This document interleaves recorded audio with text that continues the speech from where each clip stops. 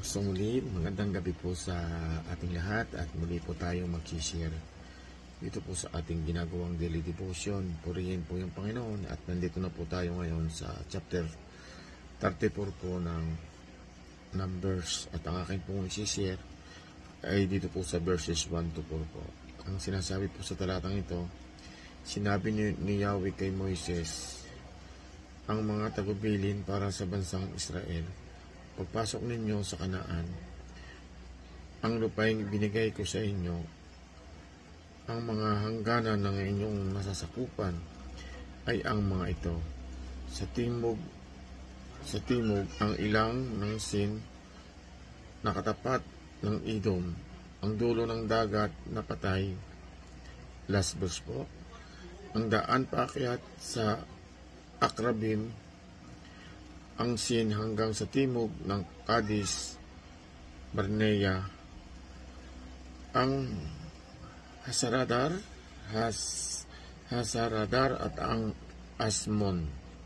Purihin po ang Panginoon sa kabasa po ng banal na salita. God bless everyone. Magandang gabi po sa ating lahat at muli tayo po ay mag-share sa ating daily devotion sa number chapter 34 verse 5 hanggang 7. At ang hangganan ay paliko mula sa Asmon hanggang sa batis ng Ehipto, at ang magiging mga labasan niyaon ay sa dagat. At ang magiging inyong hanggang kalunuran ay ang malaking dagat at ang baybayin ni Yaon. Ito ang magiging inyong hangganang kalunuran. At ito ang magiging inyong hanggang hilagaan mula sa malaking dagat ay inyong gagawing palatandaan ang bundok ng Hor. Amen. Magandang gabi po sa inyo lahat. Ang babasahin po ngayon ay number chapter 34 verse 8 to 10. Mula sa bundok ng Hor ay inyong gagawin palatandaan ng pasukan ng Hamat, at ang magiging mga labasan ng hangganan ay sa Sidad. At ang magiging hangganan ay palabas sa Sikron, at ang magiging mga labasan niyaon ay ang Hasar Inang. Ito ang magiging inyong hangganang hilagaan. At ang inyong gagawin palatandaan ng inyong hangganan, silangan mula sa Hasar Inang hanggang Sipam. Amen. Ngayon babasahin ko po, Numbers chapter 34, verse 12 to 14. At ang hangganan ay pababa sa Jordan, at ang magiging magalabasan ni Yaon ay abot sa dagat na Arlat. Ito ang magiging inyong lupain, ayon sa magahangganan ni Yaon sa palibot.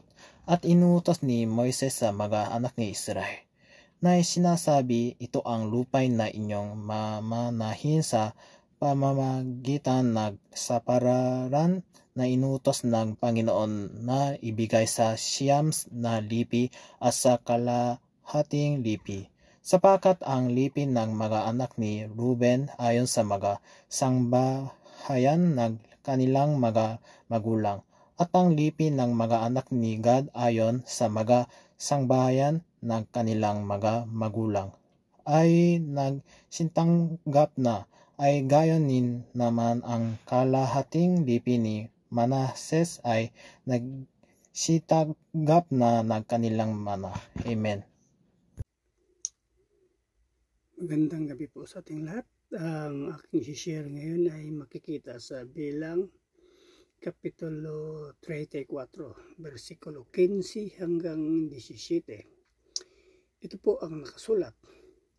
Dahil ang lahi ni Ruben, Gad at ng kalahating lahi ni Manase ay nakatanggap na ng kanilang mana sa bandang silangan ng Jordan malapit sa Jericho. Sinabi ng Panginoon kay Moises, sina Eleazar na pari at Josi na anak ni Nun ang maghahati-hati ng lupain para sa mga tao. Yun lang po, maraming salamat. Purihin ng Panginoon. God bless. Magandang gabi po. Ang babasahin ko po ngayon ay Numbers chapter 34 verses 18 to 22. And appoint one leader from each tribe to help assign the land. These are their names: Caleb son of Jephunneh from the tribe of Judah, Shemuel son of Ammihud from the tribe of Simeon, Elidad son of Kislon from the tribe of Benjamin, Buki son of Jogli, the leader from the tribe of Dan.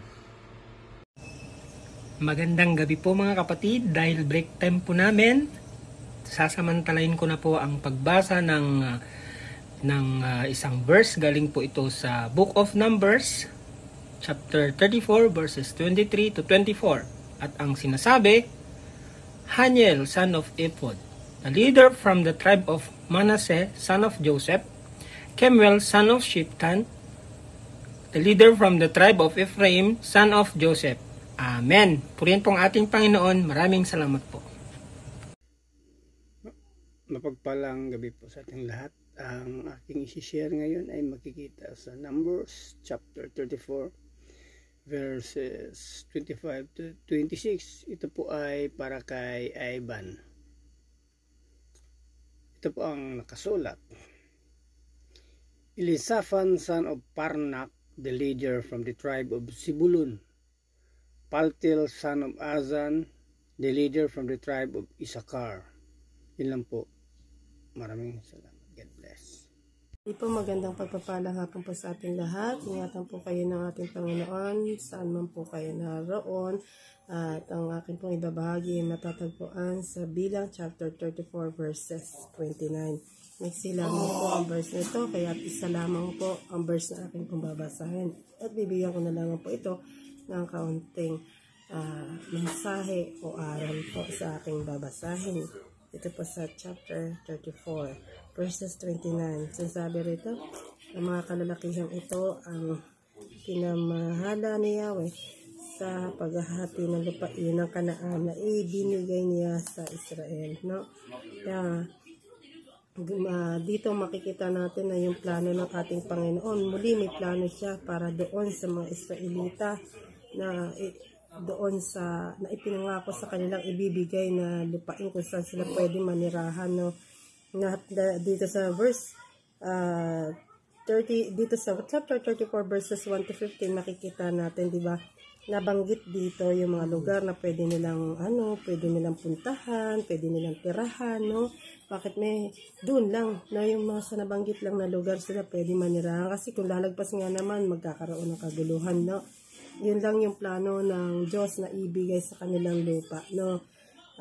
Yun doon sa Timog at Hilaga, di ba? Na Silangan, Kanluran, di ba? Yun, merong binanggit yung mga lugar doon. Ano? Kasi po, ang katiyakan at plano ng Diyos na ipinakikita po rito, no, sa kanyang bayan, ay hindi lamang binibigyan ng pangako, no, yung ating mga pangako nila, hindi lamang pangako yung ibinigay na lupa na matitirahan sa kanila, kundi malinaw kung paano ito isa katuparan, no, malinaw na detalye binigay sa kanila, detalyado kung saan sila pwede manirahan, no, kaya yung pinagkaloob sa kanila ng Panginoon, biyaya yun, kasi binigyan sila ng lupain na pwede nilang puntahan, no? Pwede nilang matirhan. At itong pangakong mula kay Abraham na pararami ng kanyang lipi, no?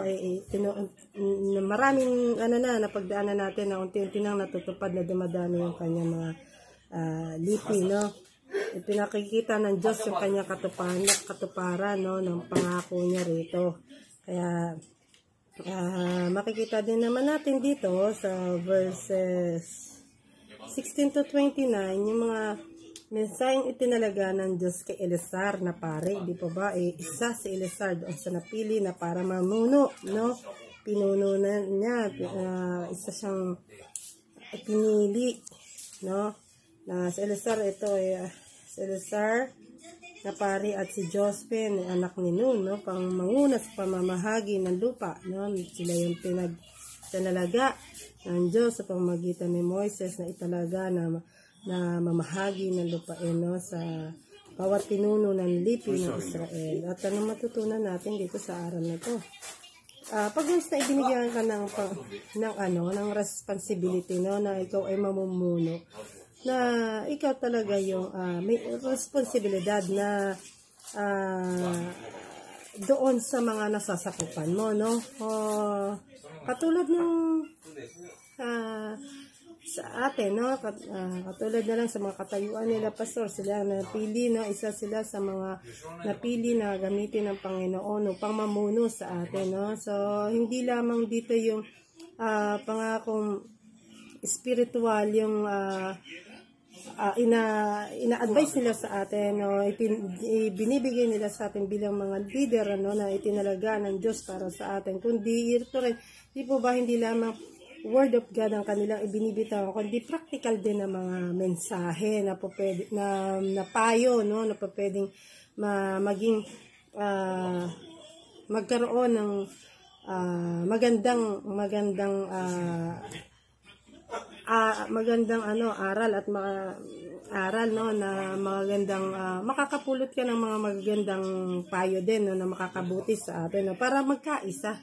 Kasi kung walang mamumuno, edi kanya-kanya na tayo, hindi natin alam kung sino susundin natin, di ba? Kailangan may isang namumuno, lugar man nito o organisasyon man ito, no?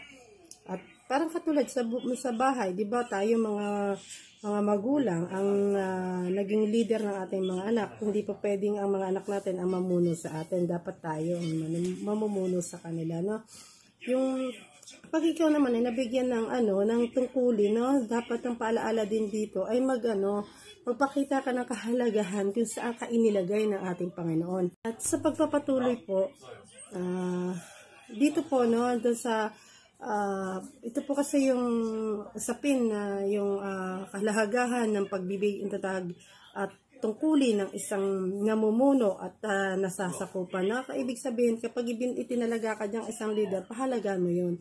Gampanan mo yun, yung mga responsibility mo para doon sa mga nasasakupan mo. Yung hindi ka lang dahil lang sa pansarili mo na ikaw ay leader, yun, hindi po dapat yung delikasyon mo bilang isang leader, no, sa pamumuno mo, samahan mo ng puso para maging maganda yung masasakupan ng komunidad, masasakupan mo, di ba? Hindi dapat nasa puso mo yun, no? May pag-ibig ka na ginawa mo yun, binigay sa iyo yung tungkulin na yun, gagampanan mo yun, hindi lamang dahil sa sarili mong kalagayan, dahil ikaw ay leader lang, hindi po, no? Napakahalaga ng may isang namumuno na meron siyang delikasyon para sa kanya mga nasasakupan, no? Hanap pa po yung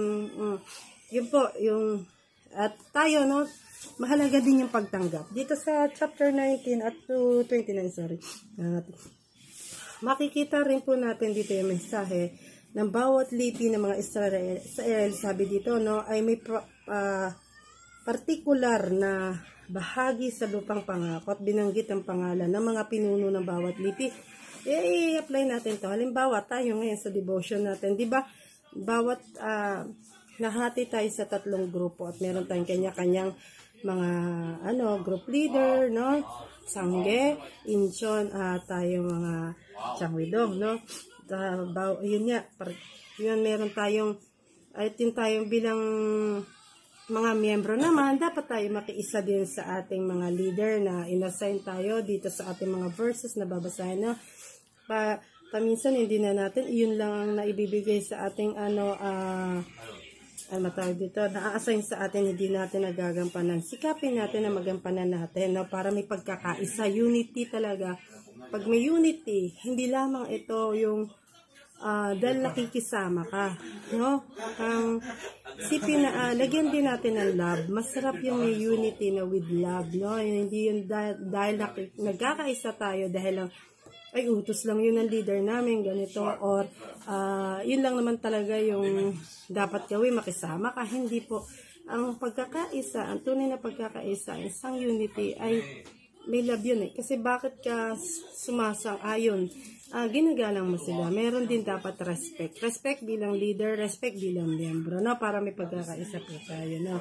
Tapos, yung dito sa makikita natin sa individual ng pagpapakilala, no, ng bawat lipi at nagbibigay din sa halaga ng bawat individual sa loob ng mas malaking komunidad. Bawat isa ay may tungkulin, papel na ginagampanan sa plano ng Diyos. So, dapat parang sa atin, di ba? Tayo, bagaman tayo magkakaibang lugar, tayo ay magkakaibang probinsya, meron tayong di ba? Time na meron tayo talagang pagkakaisa. Di ba, pag tayo ay may isang lugar na pinupuntahan upang tayo makapagsamba, yun doon sa church, At hindi na dapat mawala yun na yung pagkakaisa natin at saka yung para gampanan natin. Hindi natin, ba't tayo nandito bilang Kristiyano, tayo nagkakaisa sa iisang Diyos, sa iisang espiritu dapat ang ating pagkaisa, yung ating iisang, tayo nagbubuklod at naniniwala na nagkakaisa tayo dahil sa iisang Diyos. Wala naman sa ibang paglilingkuran kundi Diyos lamang.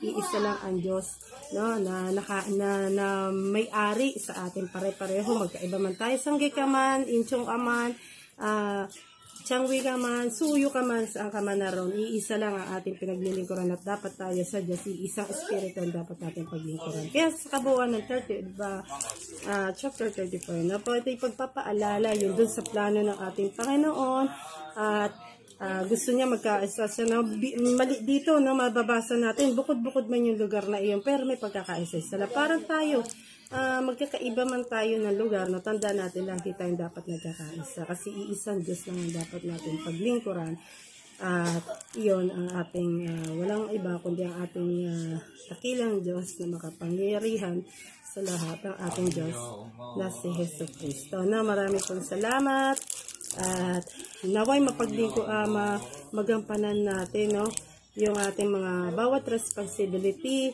ibinibigay sa atin at ganun din maging leader ka man, gawin mo, gampanan natin ng may puso ang ating mga responsibilidad na ibinigay sa atin ng Diyos at bilang miyembro naman na tayo'y matutong sumunod sa ating leader. Pang magkaroon tayo ng pagkakaisa. Itong chapter na ito ay pagpapaalala na iba-ibang lugar man tayo, iba-ibang probinsya man tayo ay nais ng Diyos na magkaisa lang at maglingkod sa ating Panginoon. Let's unite na meron tayong pag-ibig sa Diyos. Maraming salamat at purihin ng Diyos sa buhay ng bawat isa. God bless po everyone. Amen. Amen.